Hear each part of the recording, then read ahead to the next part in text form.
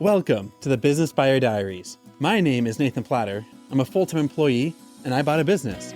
I did everything right, from finding the deal, handling all the due diligence on 63 opportunities, and ultimately bought a profitable gym. And boy, was I in for a big surprise as a new owner. I chronicled everything in real time, including the biggest wins to the stressful nights at 2 a.m. I'm sharing my journey without sugarcoating anything, so you don't make the same mistakes that I did. Here's today's episode. All right, we're doing a part 2 on a Friday. Here we go. So I finished up the one with the manager, went very well. We are off into the races. So we are setting up for the next phase. We're doing instructor training this upcoming Saturday.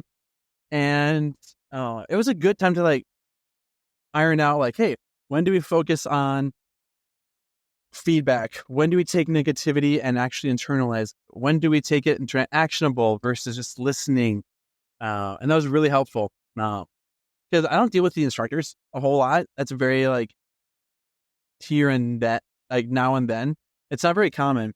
Whereas my managers coordinating schedules and coordinating instructors and different things that may come up. Instructors want to teach kickboxing and not strength training, or they want to teach strength training and not kickboxing. They want to do the morning or the evening sessions because they care. They really enjoyed this work when they're on shift. And so just reminding them hey, of all these instructors, it sounds like this particular one is having a lot more struggles than others. And so is this a theme for the studio? Are you and this instructor on the right page? Or is this person just going through a really tough time and they need to vent to someone? You just happen to be the person they're venting to. Or is it something else? It could be none of those. And so just having a chance to step outside of the weeds and figure out what's going on in this situation. And so that was really helpful. Pitched over an idea to someone for a referral thing, and how I can start supporting them. So by now, if you haven't seen how I've been able to get sponsors for this podcast, then you've been able to figure out how I got it all pulled off. But sending over proposals, ways to track, measure, and promote other people that have helped me along the journey, and selfishly how to make a couple dollars on that, because this journey is not free. My time is not free, and this content should not be free. Because it's valuable. Valuable things cost money other than time. And so trying to figure out how to get referrals and affiliates, partnerships, and the businessy side of all this figured out. Been bouncing around some ideas with my wife. Some ideas that have come to mind, feel free to laugh at me. Some ideas that have come to mind are the raw business diaries, the entrepreneur chronicles, the employee intrepides, and just different titles. And so we're in my head, it's I really want to do the raw business diaries, because I thought oh, it's raw, it's unfiltered, this is real. And I think she won't say it, but I think my wife is thinking that sounds like WWE raw, and it's not going to fit. And I just imagine I don't know my wrestler names, but Hulk Hogan jumping off the ceiling and body slamming someone while he's talking about his diary entries. And in my mind, it's yeah, that's real. That's what we should do. And I think my wife is thinking this is more relational. It's more connected. And so figuring out how to title this whole thing. I've been using ChatGPT to generate some artwork. And in one area, it has more of that raw wrestling media type feel. And for it's it's a little dark and creepy looking. So figuring out how to make good cover art for all this along the way. And I think I'm learning in the entrepreneurial world is how to here's a few takeaways.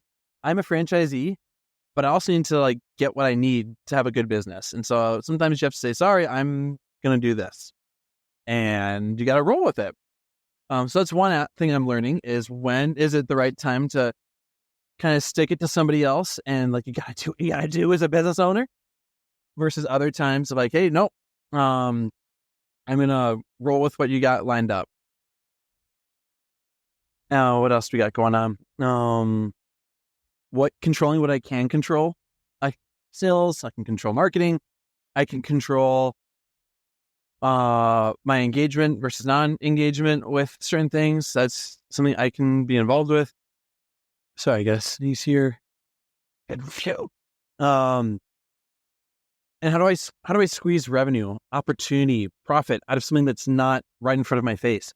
And part of this whole podcast thing has been like, here's something I'm going through. Here's something that I think the world needs to hear, that it's business ownership is not sunshine and rainbows. And how can I create value out of something that is just going to disappear if I don't put hooks into the world of time and make something out of it? And that's part of this whole thing is I think this is going to be valuable for people. And I want to provide value to you. And how am I going to get paid for that value? Sponsorships, partnerships, affiliates, speaking gigs, books, merchandise, referral affiliates, everything under the sun. As long as there's value being delivered, I'd like a little slice of that value to keep for myself. Thank you very much. What else are we going to do? That's about it. Right now, we're zipping back home. We have some day job things to get taken care of because it's still a phenomenal work day. And last night I was up until 9:30 when I was just gassed out from the day. And tonight might be another one of those days. And that's okay. Working a 9, 10, 11-hour work shift is totally fine. Me. And I could tell like today on the one-on-one, my manager, I could tell she's a bit more stressed out. The club for February did 28 in revenue. That's well short of our break even of 44. And so I could just tell like that was the topic that she was a little uncomfortable with, a little uneasy with. But I said like, hey, like I was stressing about February and I'm just shocked in February up as a loss. I think we lost about 15, 16, hopefully not 17,000. But yeah, I did have to pull from the business line of credit. I don't know. Is that what you're stressed out about too? I can tell like you're a little uneasy about something. I've already kind of swallowed the tough pill, but I don't know. What's on your mind? What's on your radar? And just get it out there in the open. And she was like, yeah, I knew we were a little short and I didn't want to talk about it, but I could tell like you probably already knew. So like, yeah.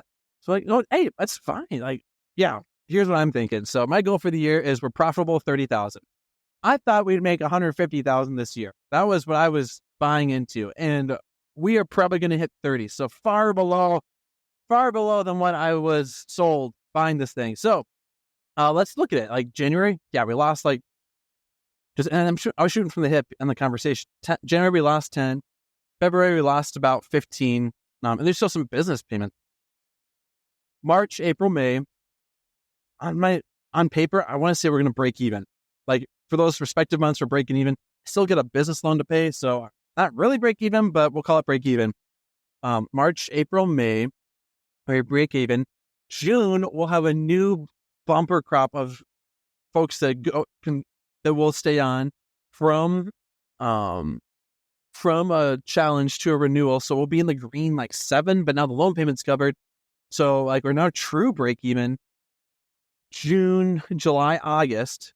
And so then we'll have a new wave of renewals in September. So September, October, November, we'll just say December. Each of those will be profitable like 7. So 7, 14, 21, 28. So 28 for those last 4 months or profitable 28. We don't have to back pay the first few months of the year. So we're like plus 28. So we're like to break even for the year. So that's on par. Like if we have like fine months, we're like at a break even for the calendar year. But hold on. Stop right there before we come to like, oh, we broke even, we suck. Like, no, time out. This whole time, Nathan is taking a small salary of 30, 40,000 a year. You got a pay raise. All of our managers are making more than what they were making with the prior guys. We have stellar staff. People are getting like, everyone's getting paid everyone's getting paid a lot more than what they were beforehand. Costs are getting covered. We have more engaged members. We don't even know what the new sales are going to be because we have more people to buy merchandise, supplements. We don't even know like what kind of referrals this thing can be generating, new websites, new upsells, new programs. That's just off the membership. And so February sucked. February suck. Like, let's not even hide that. Like, okay, like, yep. But by the end of the year, like if we follow the game plan, we follow the marketing, here's the play. We may have to swap out my sales rep because she's not doing very well. Okay, whatever. Like let's have a 30K profit for the end of the year. Like that's my trajectory. That's where we're going. And that's if we don't have a killer challenge group. That's if we have like average challenge signups. So if like we nail this sales thing, like we're doing better than that. So like that's my expectations is this gym is paying for itself. We're all getting paid. And I mean, it sucks that's not $150,000 that I can take home with me every year. But I mean, we'll get there someday. That's not right now. So I hopefully said a lot fewer words than, and then I concluded with like, so that's where my head's at. That's what I'm kind of thinking, forecasting. It's $100,000 less than I thought. And that's a lot of money. You do a lot with, you could do a lot with 100. Any of us could do a lot with 100.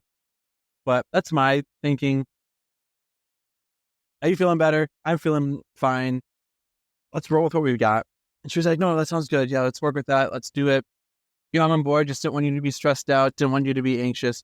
Like, no. Like, we can control what's right in front of our faces. Right now, it's March 1st. In Minnesota, we don't have snow. We can control a lot. We can't control the weather. Let's have a killer next challenge. Let's have managers focus on the sales, closing. That's our responsibility. That's kind of what I'm mapping for the end of the year. So we'll control what we can. Beyond that, we cannot fret about it because that's fate, whatever. So, all right, let's do it. I'm on board. Let's roll. So that's my learning for today. Keeping my top management in the fold where we are, where we're going.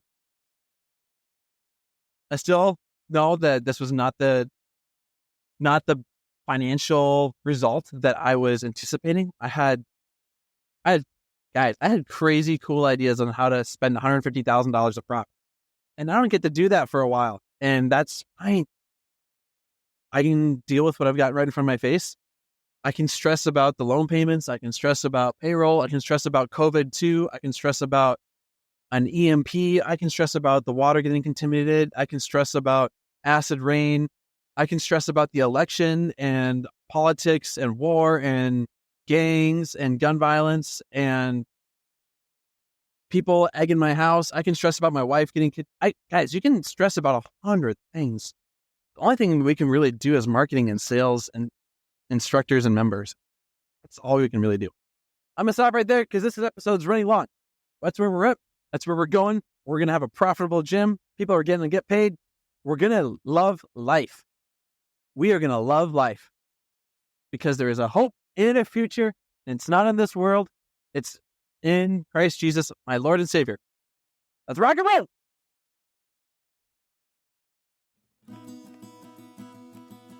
This has been another episode of the Business Buyer Diaries. Subscribe so you don't miss the next episode.